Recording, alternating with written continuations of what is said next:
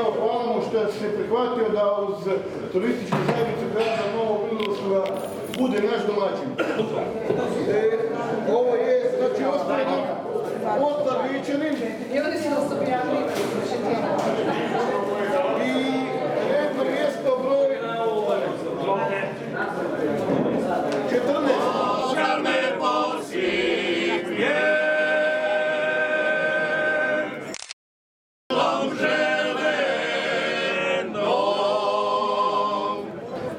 I ovo je u stvari jedan srebrni poslovni pir.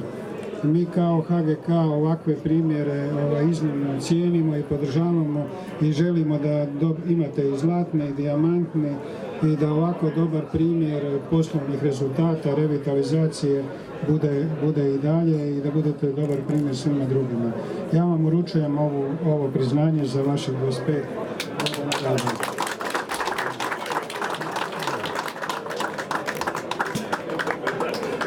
Kad me ljudi pitaju šta je to Pavlovo, ja im kažem da je to jedna predivna bajka, jer to drugačije se ne može nazvati, uzimajući u obzir da je ona nastala za vrijeme Domovinskog rata, gdje su ljudi koji su izbjegli tragični ratni strahotama Vukovara odlučili oplemeniti ovu dolinu na način da obnove stare vinograde.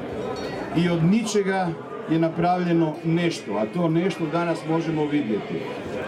Sve to ne bi bilo moguće bez vinara i vinogradara čije plodove danas možemo svi zajedno ovdje uživati. Samo inicijativno 1 hektar vinograda smo pokrenuli, ali osobno, čak nismo imali podrške ni od naše uprave, nego smo eto sami 1 hektar vinograda, bile su sorte šarolike, ali uspjeh je bio 101%, ovako slikovito da kažem. I evo, krenuli smo, evo danas se vidi 30 i koliko hektara, skoro 35 hektara vinograda, rezultati su vidljivi kroz diplome i kroz odlikovanja koja se dobije kroz to vino.